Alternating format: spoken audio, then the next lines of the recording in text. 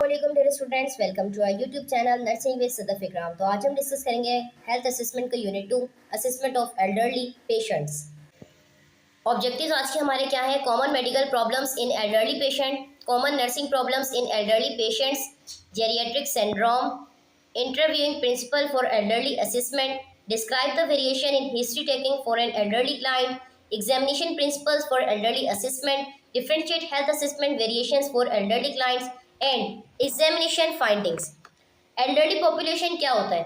Elderly population में बहुत ज़्यादा डिफिकल्टी होती है कि वो कुछ एक्टिविटीज़ ऑफ डेली लाइफ यानी कि डेली लिविंग एक्टिविटीज़ जो होती हैं जिसको हम ADLS कहते हैं, उसको कैरी करने में बहुत ज़्यादा मुश्किल होती है। जैसे कि आपके रेगुलर बेसिस पे कौन कौन सी एक्टिविटीज़ होती हैं? बाथ लेना, ड्रेसिंग करना, टॉयलेटरिंग, ट्रांसफरिंग करना यानी कि मूव करना एंड फीडिंग करना। जब एल्डरली पॉपुलेशन होती है यानी कि जो बुजुर्ग लोग होते हैं उनको ये तमाम चीज़ें करने में मुश्किलात होती हैं। They also have difficulties with instrumental activities of daily living. उनको IADLS में भी प्रॉब्लम हो सकती है। IDLS क्या होता है? जैसे कि इसके अंदर शामिल होता है ability to use the telephone, वो अपना फ़ोन प्रॉपर्ली यूज़ नहीं कर सकते। अक्सर आपने देखा होगा जो हमारे घर के बुजुर्ग होते हैं वो कहते हैं नंबर मिला कर दे दो, या नज़र नहीं आ रहा, या ओके करके दे दो, रिसीव करके दे दो। ठीक है, इस तरीके की प्रॉब्लम उनको होती है। शॉपिंग पे नहीं जाते, शॉपिंग करने प्रॉब्लम होती है, कोई चीज़ ले नहीं सकते। फूड प्रिपरेशन, फीमेल्स की बात करें तो खाना नहीं बना सकती, हाउस कीपिंग सफाई नहीं कर सकती, लॉन्ड्री कपड़े नहीं धो सकती, यूजिंग ट्रांसपोर्टेशन सफ़र नहीं कर सकती अकेले, मैनेजिंग मनी पैसों को सही से देख नहीं सकती, कुछ का नज़र का इशू होता है, कुछ को ठीक से समझ नहीं आता कि क्या करना है, क्योंकि एल्डरली पॉपुलेशन होती है तो इस तरीके की चीज़ें उनमें होती हैं। कॉमन मेडिकल प्रॉब्लम भी उनके साथ होती है जैसे कि arthritis, joints pain, hypertension, heart disease, diabetes, visual impairments, नज़र नहीं आना, हेयरिंग इम्पेयरमेंट, सुनाई ना देना, वेरिकोस वेन्स का इनलार्ज हो जाना, डिमेंशिया, भूलने की बीमारी। डिमेंशिया कहते हैं भूलने की बीमारी को, क्लियर? यानी कि कोई भी चीज़ रख के भूल जाना। ठीक है, अक्सर ये होती है। तो ये सारी की सारी मेडिकल प्रॉब्लम से भी वो सफ़र कर रहे होते हैं, क्लियर? उसके बाद आपके पास नर्सिंग प्रॉब्लम्स क्या होती है? इम्पेयर्ड फिजिकल मोबिलिटी, कि उनकी ठीक से मूवमेंट नहीं होती है, कोई व्हील चेयर का इस्तेमाल करता है, कोई क्रचेस का इस्तेमाल करता है। सेल्फ केयर डेफिसिट, उनकी सेल्फ केयर मतलब उनको केयर देने की नीड होती है, खुद से अपनी केयर नहीं कर सकते। अल्टर्ड होम मैनेजमेंट, वो अपने होम को, अपने घर को मैनेज नहीं कर सकते। डिक्रीज न्यूट्रिशन, उनका न्यूट्रिशन कम हो जाता है। इनकंटिनेंस, उनको यूरिनरी इनकॉन्टिनेंस होता है, उनको पता नहीं चलता, उनका यूरिन लीकेज हो जाता है, फीसिस पास कर देते हैं। सोशल आइसोलेशन, खुद को वो माशरे से अलग कर लेते हैं, मतलब एक रूम में होते हैं, बस एक जिसको हम कहते हैं एक कॉर्नर उन्होंने घर का लिया होता है जहाँ पर वो सेटिस्फाई होते हैं कि उन्होंने वहीं पर रहना है। ठीक है, sensory perceptual alteration, sensory perceptual एक है, उनकी परसेप्शन डिफरेंट होती है, उनके ख्यालात चेंज हो जाते हैं। High risk for fall injury, गिरने के खदशात होते हैं, जैसे कि फॉर एग्जांपल बेड पर है वो, या फिर जिसको आप कहते हो तख्त पर है, या चारपाई भी अक्सर किसी के पास होती है, तो वहाँ पर अगर है तो वहाँ से गिरने के चांसेस हो सकते हैं। ठीक है, कंफ्यूज रहते हैं, उनको ठीक से समझ नहीं आता, ठीक से उनसे बोला नहीं जाता, तो कंफ्यूजन में पेशेंट बहुत ज़्यादा शिकार होते हैं। ये नर्सिंग प्रॉब्लम है। जेरियाट्रिक सिंड्रोम में क्या होता है? Functional decline, morbidity and mortality, मतलब मेंटल स्टेटस इसके अंदर इम्पेयर्ड हो जाता है। 3Ds आपने हमेशा याद रखनी है। 3Ds का मकसद क्या होता है? पेशेंट डिप्रेशन में होगा, डिमेंशिया भूलने की बीमारी होगी, डेलिब्रियम भी हो सकता है उसको। अच्छा, अब इसके अंदर क्या होता है कि ये एक सीरियस डिस्टर्बेंस होती है मेंटल एबिलिटीज़ की, जिसकी वजह से पेशेंट ठीक से सोच नहीं सकता, उसके अंदर अवेयरनेस नहीं होती है इन्वायरमेंट को लेकर। मतलब अब माहौल यानी कि इन्वायरमेंट में कुछ भी हो रहा हो तो उनको समझ नहीं आता कि वो क्या करना चाहिए। डिप्रेशन में रहना, परेशान रहना, ठीक से समझ ना आना, क्योंकि इसके अंदर फंक्शनल डिक्लाइन, वो हर चीज़ से अपने आप को डिक्लाइन करते हैं कि ये काम उन्होंने नहीं करना। मॉर्बिडिटी रेट इसके अंदर ज़्यादा हो जाता है, जिसको हम कहते हैं डेथ रेशो। इसमें आके वो देखते हैं, उसमें उनको पता होता है कि अब डेथ होनी है, तो उससे उसकी वजह से भी वो बहुत ज़्यादा कंफ्यूज होते हैं, क्योंकि मौत आना एक डिफ़िकल्ट थिंग होती है। और मोर्टेलिटी क्या होता है कि उसके अंदर डिजीज़ रेशो बढ़ जाता है, उनको हाइपरटेंशन है, उनको डायबिटीज़ है, उनको हार्ट प्रॉब्लम है, ठीक है, उनकी जो है रेस्पिरेटरी प्रॉब्लम है, ये चीज़ें भी बहुत ज़्यादा होती हैं। Functional impairment, ADL and fall activity, daily life living, उनकी फंक्शनल इम्पेयरमेंट हो जाती है। अब उनको किसी चीज़ के सहारे की ज़रूरत होती है कि जब तक उनको उठाया नहीं जाएगा तो वो उठेंगे नहीं, जब तक उनको वॉक नहीं करवाया जाएगा वो वॉक करेंगे नहीं, गिरने के चांसेस होते हैं, अगर वो खुद से चलेंगे तो गिर सकते हैं। पुअर न्यूट्रिशन होती है उनको एनीमिया हो जाता है, जॉइंटिस हो जाता है, इनकंटिनेंस होती है, उनको यूरिनरी इनकंटिनेंस भी हो सकता है और फीसिस इनकंटिनेंस भी हो सकता है। स्लीप प्रॉब्लम होती है, उनको नींद ठीक से नहीं आती, फॉल गिरने के चांसेस, सेल्फ नेग्लेक्ट कि उनको खुद समझ नहीं आता कि उन्होंने क्या करना है, खुद से बस मना करना कि ये काम नहीं करना, नहीं करना और नहीं करना। ठीक है।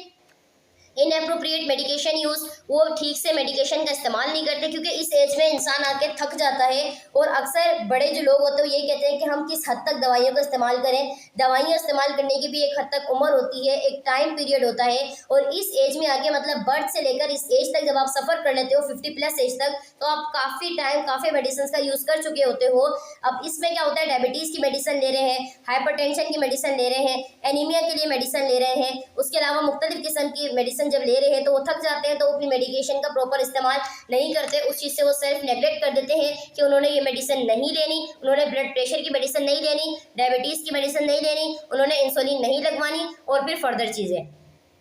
क्लिनिकल प्रेजेंटेशन में किस तरह चेंज आता है, एल्डरली क्लाइंट की अगर हम बात करें तो कुछ क्लासिक सिम्टम्स होते हैं। डिजीज इज मिसिंग, यानी कि मायोकार्डियल इन्फार्क्शन में प्रेजेंट विद मेंटल कंफ्यूजन, अगर उसको एल्डरली क्लाइंट जो भी आपके पास मायोकार्डियल इन्फार्क्शन हुआ है तो वो प्रेजेंट कर सकता है मेंटल कंफ्यूजन, क्योंकि हार्ट अटैक आना ये कोई नॉर्मल बात नहीं है। हार्ट अटैक आना इज मोस्ट कॉम्प्लिकेटिंग चीज़, मतलब कि ये बहुत ज़्यादा कॉम्प्लिकेटेड होता है मायोकार्डियल इन्फार्क्शन हो जाना, तो उनको मेंटल कंफ्यूज कर देता है इस चीज़ के अंदर और वो बहुत ज़्यादा डर जाते हैं उस चीज़ से। हार्ट अटैक एक कोई छोटी बीमारी नहीं है, बहुत ज़्यादा, बेसिकली हम इसको बीमारी नहीं कहेंगे, एक अटैक होता है। ठीक है। प्रेजेंस ऑफ वन कंडीशन में मास्क अनदर, अब अगर एक कंडीशन है ठीक है और उसके साथ दूसरी भी आ जाए तो वो भी कंफ्यूज कर सकती है। जैसे फॉर एग्जांपल पेशेंट को सीओपीडी था और उसको फिर इस्केमिक हार्ट डिजीज हो गई तो ये भी मसला है। सिम्टम्स किसके थे, सीओपीडी के थे, क्रॉनिक ऑब्स्ट्रक्टिव पल्मोनरी डिजीज। इसमें आपके पास दो चीजें होती हैं, एक होता है ब्रोंकाइटिस, एक होता है एम्फाइसीमा। ब्रोंकाइटिस का मतलब होता है inflammation of the bronchioles, emphysema का मतलब होता है कि इन्फ्लेमेशन की वजह से लंग्स को इनकॉन्सोडाइलेशन की वजह से अगर पस फॉर्मेशन हो जाए प्लूरल मेम्ब्रेन में तो उसको हम कहते हैं एम्फाइसीमा, और दोनों को मिलाकर बनता है COPD, chronic obstructive pulmonary disease. Basically जो सीओपीडी होते हैं जिसको हम ये बताते हैं कि सीओपीडी का पेशेंट है तो उसको हम इस तरीके से डायग्नोज नहीं करते, ये तकरीबन 2 साल हम इसको चेक करते हैं। यानी कि अगर पेशेंट को 1 साल के अंदर 3 महीने लगातार खांसी रही है और वो ठीक हो गई और दोबारा नहीं हुई, दूसरे साल में भी नहीं हुई, तीसरे साल में भी नहीं हुई, तो वो सीओपीडी का पेशेंट नहीं होगा। अगर उसको 1 साल में 3 महीने लगातार खांसी रही है, क्लियर, प्रोडक्टिव कफ का मतलब होता है उसको स्पूटम के साथ खांसी होना, कफिंग होना 3 महीने लगातार रही, फिर उसने मेडिसिन ली जो कि स्टॉप हो गई, फिर अगले दूसरी साल जब स्टार्ट हुआ फिर उसको 3 महीने लगातार खांसी रही, प्रोडक्टिव कफ रही, फिर उसने मेडिकेशन ली, तब हम डायग्नोज करते हैं कि ये क्रॉनिक ऑब्स्ट्रक्टिव पल्मोनरी डिजीज है, क्योंकि ये वाहिद ऐसी डिजीज है जिसको 2 इयर्स एग्जेक्टिव एयर के अंदर इसको डायग्नोज किया जाता है सीओपीडी को, और इसके अंदर लगातार जो कफिंग होती है वो प्रोडक्टिव कफ होती है, इसमें स्पूटम लाजमी होता है। क्लियर। अब ये सिम्टम है, इसके साथ इस्कीमिक हार्ट डिजीज हो गया। इस्कीमिक हार्ट डिजीज क्या है कि हार्ट डिजीज है जिसके अंदर ऑक्सीजन का प्रॉपर्ली हार्ट के टिश्यूज तक नहीं पहुंचना। इस्कीमिक हार्ट डिजीज अगर मोस्ट कॉम्प्लिकेटेड हो जाए तो उसकी वजह से हार्ट फेलियर, मायोकार्डियल इन्फार्क्शन भी हो सकता है। Clear. Interviewing principles old client, किस तरीके से आप इंटरव्यू करोगे, प्रोसेस में भी लॉन्गर एंड स्लोअर, प्रोसेस आपका ये बड़ा भी हो सकता है, शॉर्ट भी कर सकता है, डिपेंड करता है पेशेंट की डायग्नोस एंड कंडीशन पर।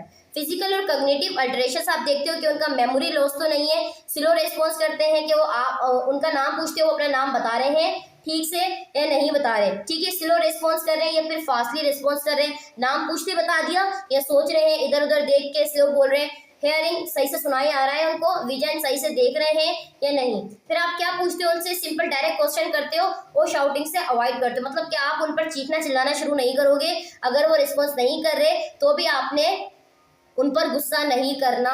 पेशेंट किसी भी किस्म को पेशेंट पे कभी भी आप गुस्सा नहीं करोगे। पेशेंट को हमेशा अपने cool and calmly and peaceful environment आपने जो है उनको देना है और उसके बाद उनसे आपने सवाल करने हैं। अगर आप शाउट करोगे तो पेशेंट कभी भी आपको रिस्पॉन्स नहीं देगा।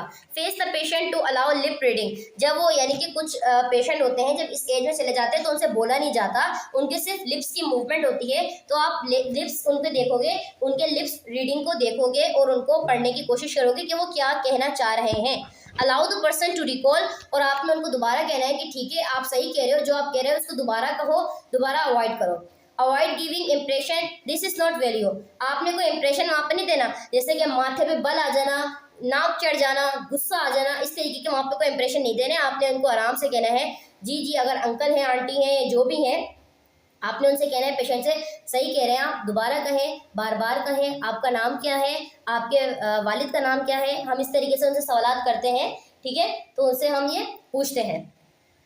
Accumulated life history.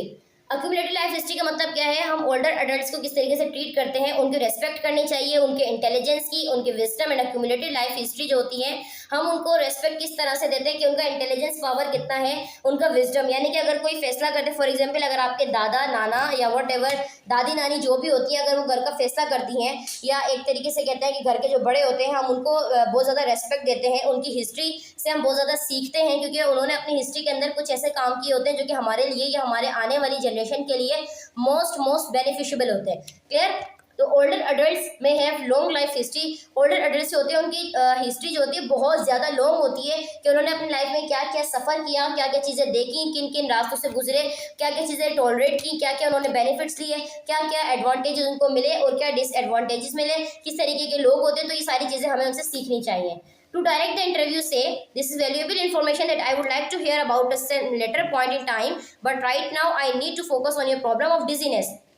मतलब अगर पेशेंट से आप पूछते हो और वो अपनी लंबी लंबी कहानी सुनाना शुरू कर देता है, आपके पॉइंट पर नहीं आता, तो ये वैल्यूएबल है कि वो इन्फॉर्मेशन आपको दे रहा है, लेकिन आप उनसे कहो कि ठीक है मैं आपकी बात को सुनना चाहता हूँ, लेकिन कुछ हमारे पास टाइम कम है, तो टाइम के हिसाब से आप मुझे ये बताएं कि आपको जो प्रॉब्लम है, आपको जो डिजीनेस है, हम इस चीज़ पे फोकस करते हैं। मैं आकर फ्री होकर फ्री टाइम में आपकी बात को सुनूंगा। आपने नेग्लेक्ट नहीं करना, आपने शाउटिंग नहीं करनी कि जो मैं पूछ रहा हूँ उसका जवाब दो, ये क्या बदतमीजी है, टाइम क्यों जाया कर रहे हो, फजूल बातें ना करो, जो पूछ रहा हूँ सिर्फ वो बताओ, इधर उधर की बातें ना करो, मुझे बातों में ना उलझाओ। इस तरीके के सवालात नहीं करने। पेशेंट बहुत ज़्यादा परेशान हो जाता है, और आपको पता है पेशेंट की दुआ आपको कहाँ से कहाँ तक पहुँचा देती है। तो पेशेंट कोई भी हो, किसी भी कल्चर का हो, किसी भी मज़हब से हो, किसी भी सकाफत का हो, आपने हमेशा उसको रेस्पेक्ट देनी है, क्योंकि आपको पता है रेस्पेक्ट दो और रेस्पेक्ट लो। जब आप अपने बड़ों की इज्जत करते हो तो आपको रेस्पेक्ट मिलती है। क्लियर। फिजिकल एग्जामिनेशन क्या होगा, एल्डरली पीपल्स के लिए कुछ प्रिंसिपल्स होते हैं, जैसे कि assess degree of help need for movement. आपने अगर उनको मूवमेंट की नीड है, जैसे फॉर एग्जांपल उनसे चला नहीं जा रहा, तो आपने उनको हेल्प देनी है और उनकी डिग्री को असेस करना है कि किस हद तक वो चल सकते हैं, किस हद तक वो नहीं चल सकते, क्या वो बगैर सहारे के बिल्कुल भी मूव नहीं कर सकते। Give extra time to understand the instruction. आपने उनको थोड़ा सा टाइम देना है, सवाल पूछने के बाद थोड़ा रिलैक्स देना है। ऐसे नहीं कि अगर कोई टीचर आके आपसे सवाल पूछता है, यस व्हाट्स योर नेम, बताओ बताओ जल्दी बताओ, what's the definition of pathophysiology, बताओ जल्दी बताओ, हरी अप हरी अप। तो इस तरीके से पेशेंट से नहीं कहना है कि मैं आपसे नाम पूछ रहा हूँ, जल्दी बताएं अंकल मुझे और भी काम है, जल्दी बताएं जल्दी बताएं। इस तरीके की आपने जल्दबाजी वहाँ पर नहीं करनी, उसको थोड़ा सा टाइम देना है सोचने के लिए, क्योंकि जाहिर है आपको पता है कि उम्र का तकाजा है, तो काफ़ी सारी चीज़ें मैनेज करने में टाइम लगता है। कीप द पर्सन वार्म, उसको कामली रखना है, उसको ज़्यादा गुस्सा करने की ज़रूरत नहीं है। Alternative position if impaired mobility, आपने उनकी पोजीशन को चेंज कर लेना है। अगर उनकी मोबिलिटी इम्पेयर्ड हो रही है, मतलब कि वो मूव नहीं कर पा रहे, अगर वो लेटरल साइड पे होना चाह रहे हैं, आपने उनको लेटरल करना है। स्पाइन होना चाह रहे हैं, आपने स्पाइन करना है। प्रोन होना चाह रहे हैं, प्रोन कर देना है। ठीक है। Provide support when ever required, उनको सपोर्ट देनी है जो उनको रिक्वायर्ड है, जैसे कि वो अगर चाहते हैं कि उनको बिठा दिया जाए तो उनको बिठा दें, अगर वो चाहते हैं कि उनको लिटा दिया जाए तो उनको लिटा दें। Inspect area at risk for skin breakdown, उन एरियाज को आपने चेक करना है कि स्किन ब्रेकडाउन, फॉर एग्जांपल कुछ पेशेंट ज़्यादा बेड रिटर्न पेशेंट होते हैं तो अक्सर अल्सरेशन के चांसेस ज़्यादा होते हैं, जिसको हम कहते हैं बेड सोर। तो बेड सोर आपने देखना है कि अगर बेड सोर हो रहा है वहाँ पर तो वो किस डिग्री पर है, और ज़्यादा बेड सोर तो नहीं है। आपने उन चीज़ों को इंस्पेक्ट करना है, और कोशिश करें कि हर 2 घंटे के बाद पेशेंट की जो पोजीशन होती है वो आप चेंज करें, तो ये एक प्रिवेंशन हो सकती है बेड सोर से, मतलब उनको बेड सोर फिर नहीं होगा। सिस्टम और स्ट्रक्चर कॉजेज अगर हम देखें या चेंजेस क्या आती है, इंट्राग्यूमेंटरी सिस्टम की बात करें, decrease collagen and subcutaneous fat. उनका जो सबकुटेनियस फैट होता है, जो एडिपोज टिश्यू जो होते हैं उनका फैट भी कम होना शुरू हो जाता है। एट्रोफी होती है स्वेट ग्लैंड्स की, और जो उनका फंक्शन होता है वो भी कम हो जाता है। Decline in fibroblast proliferation, cell production and epidermal turnover, काफ़ी सारी चीज़ें उनके जो प्रोलिफरेशन होती है, फाइब्रोब्लास्ट सेल्स होते हैं, सेल्स की प्रोडक्शन, सेल्स के अपने साइज चेंज हो जाना, एट्रोफी हो जाती है। Capillary fragility and decrease vascularity, vessels के अंदर जो एक वेस्कुलरिटी वॉल्यूम चलता है ब्लड का वो भी कम हो जाता है। डिक्रीज सेंसरी रिसेप्टर उनके कम हो जाते हैं, थ्रेशोल्ड बढ़ जाता है। इंक्रीज रिंकलिंग, उनकी स्किन पर आपको लाइनिंग नजर आएंगी। ठीक है। उसके बाद इलास्टिसिटी कम हो जाती है, ड्राइनेस बढ़ जाती है, प्रूराइटस, स्किन के अंदर जो ट्रिगर होती है प्रूराइटस यानी कि पर्पलिश स्पॉट्स वगैरह बन जाते हैं। थिनिंग, आपको स्किन बिल्कुल थिन मिलेगी, अच्छा थिन मिलेगी, रिंकल्स भी मिलेंगे, लाइनिंग भी होगी, लेकिन उसके अंदर ना तो ट्रिगर उसका सही होगा ना मोबिलिटी उसकी सही होगी। एंड हीलिंग टाइम उसका बढ़ेगा कि कोई भी अगर वुंड वगैरह होगा तो वो काफी देर में जाके सही होगा। ब्रूस बन जाते हैं स्किन पर, सेंसरी परसेप्शन कम हो जाती है, विटामिन डी प्रोडक्शन कम होती है और स्किन लीजन के चांसेस ज्यादा होते हैं। ये देखो, ये रिंकलिंग ऑफ द स्किन, इस तरीके से रिंकलिंग हो जाती है। Hyperpigmentation, senile purpura and dilated vessel, ये इस तरीके की आपको स्किन नजर आती है। पर्प्योरा क्या है? रैशेस बन जाना, पर्पल स्पॉट्स हो जाना स्किन पर, जिसकी वजह से क्या होता है, इंटरनल ब्लीडिंग होती है आपकी स्मॉल ब्लड वेसल से। इंटरनल ब्लीडिंग यानी कि स्किन के अंदर ही ब्लीडिंग हो रही है, जिसकी वजह से स्पॉट्स बन गए। सिरोसिस क्या है? एक मेडिकल टर्म है जिसको हम इस्तेमाल करते हैं, ड्राई स्किन हो जाती है तो उसको हम कहते हैं सिरोसिस। ये आपका एमसीक्यू से सिरोसिस ये रिफर्स करते हैं कि यहाँ पर एबनॉर्मली तौर पर स्किन जो है वो ड्राई हो गई है या म्यूकस मेम्ब्रेन ड्राई हो गई है डिहाइड्रेशन की वजह से। तो ये जो है माउथ और कंजक्टिवा या फिर आईज के अंदर हम देख सकते हैं। फिर हम देखते हैं presbyopia. Presbyopia gradual loss of your eyes यानी कि आंखों का लॉस कर जाना, ability to focus nearby object, किसी चीज को आप करीब से नहीं देख सकते। ये नेचुरल भी हो सकता है और ऑफन अक्सर तौर पर ये किसी एज की वजह से हो। नेचुरली तो ये है कि आपको आंखों की वजह से नजर आया, कोई कंजेनिटल डिफेक्ट है अगर उसको, ठीक है। और अगर often annoying parts of ageing के एज की वजह से, क्योंकि जब इतनी उम्र हो जाती है तो अक्सर उनको नजर आने में प्रॉब्लम होती है। ये आपको सिरोसिस ड्राई स्किन इस तरीके की मिलेगी, क्लियर। और यहाँ पर आपको बेसल लाइट कार्सिनोमा मिलेगा, ये इस तरीके का कार्सिनोमा आपको मिल सकता है।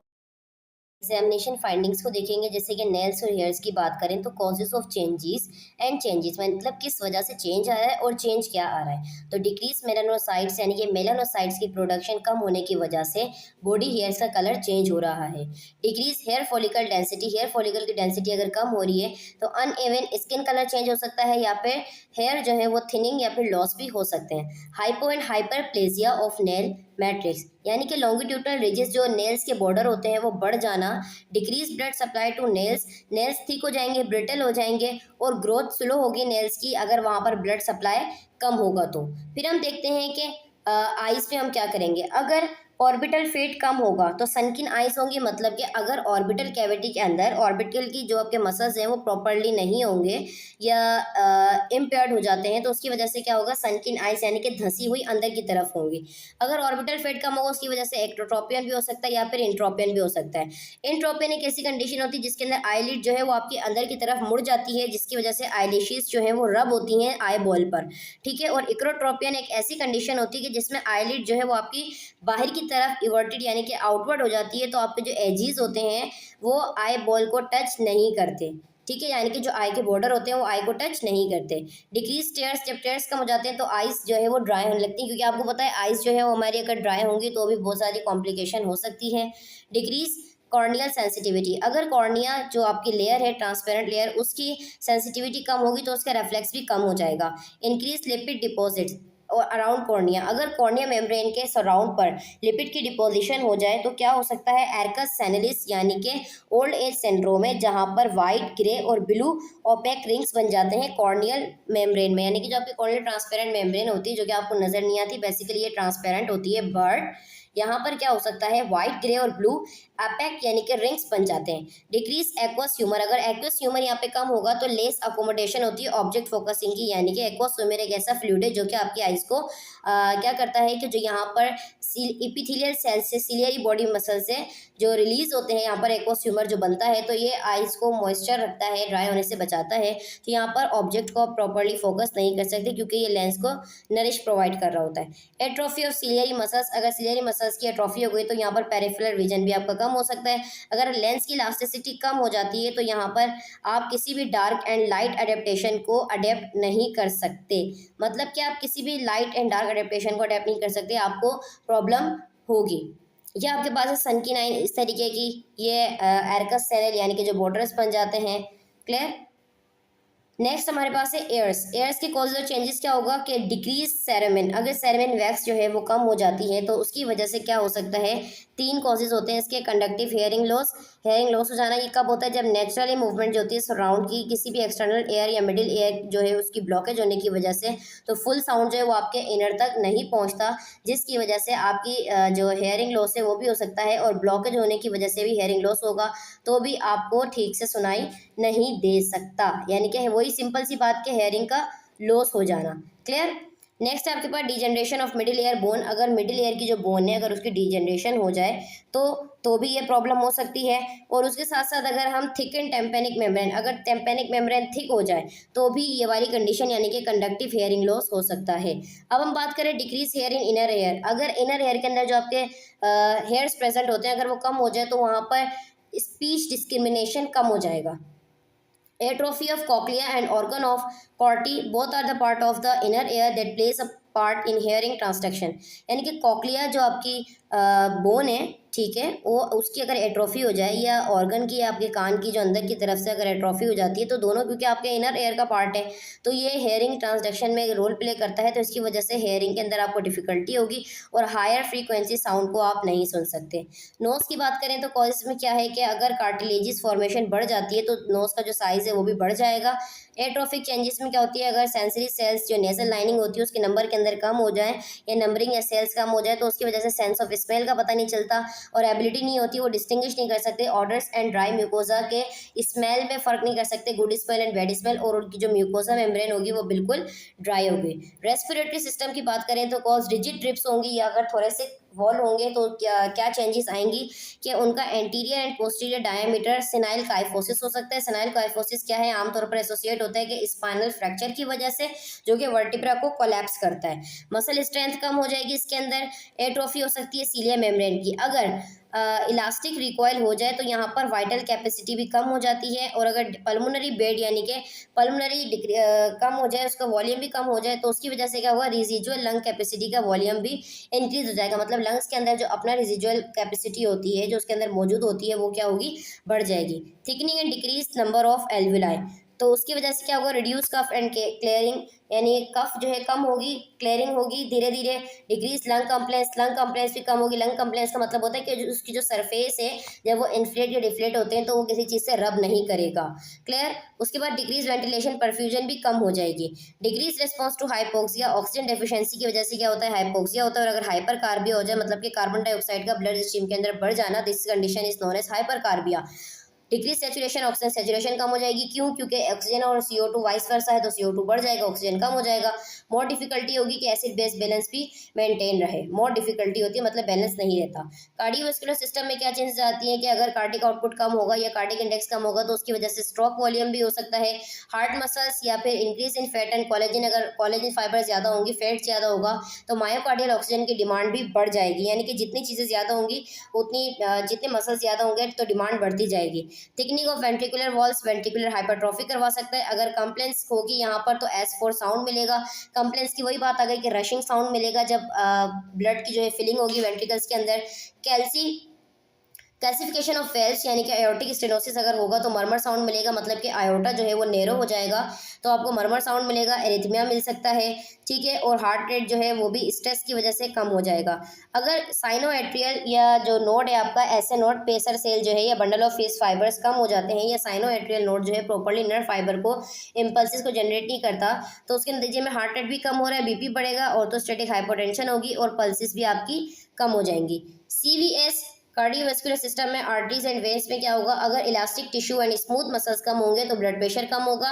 इसकी वजह से आपके पास और भी मजीद यहाँ पर चीज़ें हैं कि compliance and stiffness of vessels, vessels के वॉल्स भी वीक हो जाएंगे और उसके अंदर जब ब्लड फ्लो करेगा तो आवाज़ आएगी, स्टिफनेस हो जाएगी, पेरिफेरल वेस्कुलर रेजिस्टेंस होगी। और साथ साथ अगर बेरो रिसेप्टर रिस्पॉन्स नहीं मिलता, ठीक है, बेरो रिसेप्टर आपके जो हार्ट के अंदर प्रेजेंट होते हैं अगर वहाँ से रिस्पॉन्स कम हो जाता है तो ऑर्थोस्टैटिक हाइपोटेंशन होगा। Rigidity of arteries leading to decrease peripheral circulation, अगर आर्टरीज के अंदर रिजिडिटी नहीं होगी तो वहाँ पर पेरिफेरल सर्कुलेशन कम हो जाएगी, यानी कि जो आपकी पेरिफेरीज हैं सराउंड द हार्ट वहाँ पर सर्कुलेशन प्रॉपर्ली नहीं होगी जिसकी वजह से आपकी पल्सिस कम हो जाएंगी और टेम्परेचर कूल हो जाएगा। इंक्रीज टॉटोसिटी ऑफ वेन, यानी कि टॉटोसिटी ऑफ वेन वेजो वेरिकोसाइटिस करवा सकता है, यानी कि वेन्स जो है वो इनलार्ज हो जाना और प्रॉपरली आपको नजर आना। ठीक है, तो इनलार्ज हो जाती है, उसको हम कहते हैं वेरिकोसाइटिस। एग्जामिनेशन फाइंडिंग में आप क्या करोगे, एल्डरली चेंजेस आपके पास क्या मिलेंगी। अगर इसमें हम माउथ एंड टीथ की बात करें तो डिक्रीज डेंटाइन, यानी कि दांत के अंदर जो डेंटिन प्रोसीजर होता है, डेंटाइन जो जिसको हम कहते हैं दांत कमजोर हो जाना। पोटेंशियली लॉस ऑफ टीथ, यानी कि दांत गिर भी सकते हैं। जिंजवाइवल रिसेशन होती है गम्स के अंदर। ठीक है, उसके बाद क्या होता है, decrease papillae taste buds on tongue, यानी कि पेपिलाई भी जो है वो कम हो जाते हैं। टेस्ट बर्ड्स जो है टंग के ऊपर वो भी पेपिलाई मसल्स जो होते हैं वो भी आपको टेस्ट बर्ड ठीक से पता नहीं चलता, तो इसमें जो सेंस ऑफ टेस्ट होता है वो भी कम हो जाता है। डिक्रीज सलाइवा, सलाइवा भी कम हो जाएगा इसके अंदर, जिसकी वजह से ओरल म्यूकोसा मेम्ब्रेन ड्राई हो जाएगी। जीरोस्टीमिया कहते हैं उस कंडीशन को, और ओरल कैंडिडियासिस यानी कि थ्रश भी बन सकते हैं, जिसको हम कहते हैं white patches on the tongue. Decrease vascularity, अगर वेस्कुलरिटी यानी कि वेसल्स का वॉल्यूम कम होगा तो बकल म्यूकोसा थिन होने शुरू हो जाएगी। पेरिडोंटाइटिस, यानी कि पेरिडोंटाइटिस क्या है, इसको हम गम डिजीज भी कहते हैं। ये एक सीरियस गम इन्फेक्शन है जो कि आपके सॉफ्ट टिश्यू को डैमेज करता है। विदाउट ट्रीटमेंट होता है, और ये आपकी बोन को भी डिस्ट्रॉय कर सकता है, वो बोन जो कि आपके टीथ को सपोर्ट करती हैं। फिर हम बात करें जीरोस्टोमिया, तो जीरोस्टोमिया एक ऐसी कंडीशन है जो कि आपके माउथ को ड्राई कर देती है, और ये कब होती है, जब बॉडी जो है इस एबिलिटी के अंदर नहीं होती कि वो मजीद ज़्यादा से ज़्यादा सलाइवा को प्रोड्यूस करे, तब क्या होता है कि जीरोस्टोमिया कंडीशन होती है। ओरल कैंडिडियासिस में क्या होता है, ओरल कैंडिडियासिस एक फंगल इन्फेक्शन है माउथ के अंदर, ऑफन हम इसको थ्रश भी कहते हैं क्योंकि इसके अंदर वाइट स्पॉट बन जाते हैं। और breast of the bird with the same name, और जो ब्रेस्ट ऑफ द बर्ड है उसको हम यही कहते हैं, मतलब थ्रश उसको कहा जाता है, तो उसी का नाम इसको दिया जाता है। जिस तरीके से बर्ड पर वाइट पेचिस बन जाते हैं, ये निशान होता है, इस तरीके से वाइट पेचिस या थ्रश लाइक स्ट्रक्चर बन जाता है माउथ में। ये xerostomia, candidiasis and periodontitis disease. Examination findings में अगर हम देखें एल्डरली चेंजेस के अंदर मस्कुलोस्केलेटल सिस्टम में, तो कॉजेज वर्टिब्रा लॉस, ठीक है, some of their mineral content making each bone thinner. Vertebral loss हो जाएगा, उसके जो कंटेंट यानी कि उसकी जो बोन होगी वो थिन हो जाएगी, जिसकी वजह से हाइट कम हो जाएगी, फ्रैक्चर हो सकता है, ऑस्टियोआर्थराइटिस या फिर ऑस्टियोपोरोसिस भी हो सकता है। Bone and muscle mass loss होने की वजह से लॉर्डोसिस होगा। लॉर्डोसिस यानी कि जो आपका लंबर है, स्पाइन है, उसकी इनवर्ट कर्वेचर्स हो जाएंगे अबव द बटक्स, बटक्स के ऊपर वाला जो हिस्सा यानी कि हिप्स के ऊपर वाला जो हिस्सा होता है लंबर वाला, वो अंदर की तरफ धंस जाएगा। स्ट्रेस एंड जॉइंट ब्रेक कर सकता है, अगर स्ट्रेस पड़ेगा जॉइंट्स पर तो वो ब्रेक कर सकता है आपकी कार्टिलेजिस को, और प्रोट्रूजन हो सकती है यहाँ पर बोन की जॉइंट्स के अंदर, जॉइंट्स कैप्सूल के अंदर, जिसकी वजह से बोनी ओवरग्रोथ यानी कि बोन की एक्स्ट्रा ग्रोथ हो सकती है। तो अगर एक्स्ट्रा ग्रोथ होगी तो उसकी वजह से ROM यानी कि रेंज ऑफ मोशन आपका कम हो जाएगा, पेन भी होगा साथ में, और हेबर्डेंस या फिर बुचर्स नोट भी बन सकते हैं। What are the Heberden's and Bouchard's node. Bouchard's node और हेबर्डेंस नोट क्या होते हैं, हेबर्डेंस नोट्स का मतलब होता है कि बोनी स्वेलिंग हो जाती है डिस्टल इंटरफेलेंजियल फिंगर जॉइंट के अंदर। डिस्टल इंटरफेलेंजियल यानी कि DIP जॉइंट्स वो होते हैं, वो जॉइंट्स जो कि आपके टिप्स टोस की टिप्स पर, फिंगर पर और थंब पर प्रेजेंट होते हैं, वहाँ पर नोट्स बनना शुरू हो जाते हैं। ये एक ऐसी साइन है ऑस्टियोआर्थराइटिस में होती है, और ये डीजेनरेटिव जॉइंट डिजीज है ऑस्टियोआर्थराइटिस। क्लियर। बुचर नोट क्या है, सिमिलर होता है स्वेलिंग जैसे हेबर्डेंस नोट में होती है, इसी तरीके से होती है, लेकिन दोनों में डिफरेंस ये है कि वो आपके टॉस, जो आपके टॉस टिप होता है, फिंगर टिप होता है, थंब टिप होता है, वहाँ पर होती है, और ये प्रोक्सिमल इंटरफेरेंस जॉइंट्स पे होते हैं, यानी कि जॉइंट्स या फिंगर के जो जॉइंट्स होते हैं दरमियान में, वहाँ पर होती है। ठीक है, ये होता है डिस्टल फेरेंजिस जो कि टिप पर होता है, ये होता है आपका मिडल फेरेंज, और ये जो होता है ना प्रोक्सिमल फेरेंजिस, यहाँ पर होता है आपके Bouchard's node. Nervous system, brain mass shrinkage होने शुरू हो जाती है, फ्रंटल लोब की हिप्पोकैम्पस एरिया इसके अंदर इन्वॉल्व होता है, हायर कॉग्निटिव फंक्शन है आपका, ये मल्टीपल मेंटल एबिलिटीज़ पे वर्क करता है, इसके अंदर learning, thinking, reasoning, remembering, problem solving, decision making and attention, हमारा तमाम काम जो है वो हाइपोकैम्पस एरिया कर रहा होता है। Myelin sheet thought to shrink with age, myelin भी जो है यानी कि एक शीट होती है जो कि एक्सॉन्स पर होती है, तो ये भी वक्त के साथ साथ श्रिंक हो जाती है, इसके नतीजे में क्या होता है कि कॉग्निटिव फंक्शन भी स्लो हो जाता है। न्यूरोट्रांसमीटर सिम्टम की बात करें तो रिसर्चर्स सजेस्ट करते हैं कि ब्रेन जो है वो लेस केमिकल मैसेंजर होता है, एज के साथ साथ कम होता चला जाता है, और इसके अंदर डोपामिन भी कम होता है, एसिटाइलकोलिन, सेरोटोनिन ये भी कम होता है। तो रिसर्चर ने सजेस्ट किया कि जब ब्रेन जनरेट करता है लेस केमिकल मैसेंजर होता है एज के साथ साथ, तो ये अपने डोपामिन, एसिटाइलकोलिन, सेरोटोनिन, नोरेपिनेफ्रिन की एक्टिविटी को कम कर देता है, और ये तमाम की तमाम चीज़ें, तमाम के तमाम न्यूरोट्रांसमीटर एक रोल प्ले करते हैं जो कि कॉग्निशन को डिक्लाइन करते हैं, मेमोरी को इंक्रीज कर और डिप्रेशन को भी बढ़ाते हैं। मतलब कि हर हार्मोन का अलग अलग काम होता है, डोपामिन का, ठीक है, एसिटाइलकोलिन, फिर सेरोटोनिन, ठीक है। तो ये तमाम के तमाम जो न्यूरोट्रांसमीटर होते हैं इनके अपने अपने फंक्शन होते हैं, तो इनके अंदर भी चेंजेस आना शुरू होती हैं। Decline in short term memory, यानी कि आपको कोई चीज़ शॉर्ट टर्म मेमोरी में याद नहीं रहेगी। Deep tendon reflexes difficult to produce, आपके टेंडन रिफ्लेक्सेस खत्म हो जाएंगे। डिक्रीज सेंसेशन ऑफ वाइब्रेशन भी कम हो जाएगी। हीट एंड कोल्ड का पता नहीं चलता। टच डिस्क्रिमिनेशन का पता नहीं चलता। Posture imbalance, depression, delirium and dementia. ठीक है, डेलीरियम भी होता है कि या चीज़ रख के भूल जाना या फिर परेशान रहना, तो उसमें भी डेलीरियम स्टेज होती है। डेलीरियम स्टेज में बेसिकली ये होता है कि पेशेंट कन्फ्यूजन में चला जाता है, उसको समझ ही नहीं आता। जैसे फॉर एग्जांपल अगर आप उससे पूछते हो आज डेट क्या है, डे क्या है, तो वो आपको प्रॉपर्ली रिस्पॉन्स नहीं करता, उसको नहीं पता होता। और डिमेंशिया को हम कहते हैं लॉस ऑफ मेमोरी। तो एग्जामिनेशन फाइंडिंग्स में अगर रिप्रोडक्टिव सिस्टम की तरफ आ जाए तो मेल में आप क्या देखोगे, टेस्टोस्टेरोन एंड टेस्टिस साइज भी कम हो जाता है, स्पर्म की मोटिलिटी, सेमिनल फ्लूइड भी डिक्रीज हो जाता है, प्रोस्टेट की इनलार्जमेंट होती है और रिप्रोडक्टिव पार्ट की एट्रोफी होना शुरू होती है। फीमेल में बात करें तो एस्ट्रोजन डिक्रीज हो जाता है, vagina atrophy, uterus, ovaries and cervix का साइज भी डिक्रीज हो जाता है, pubic hair and fats are less, ये भी कम होना शुरू हो जाते हैं। ब्रेस्ट एंड जेनिटलिया की बात करें तो ब्रेस्ट साइज भी कम होता है, मेमोरी ग्लैंड्स की एट्रोफीज होती है और साथ में पेंडुलस ब्रेस्ट यानी कि लटके हुए, क्योंकि इसके अंदर क्या होता है ट्रॉफी हो जाती है और ऐसा लगता है जैसे कोई लटकने वाली कोई चीज़ होती है, तो उसको हम कहते हैं pendulous breast. Clear. Elderly clients need nursing care, जो एल्डरली क्लाइंट्स होते हैं उनको नर्सिंग केयर की नीड ज़्यादा होती है। तो ये थी आज की आपकी कंप्लीट पीपीटी। अगर इसमें कोई चीज़ आपको समझनी है तो उसका क्वेश्चन आप कमेंट सेक्शन में पूछ सकते हैं। Thank you so much.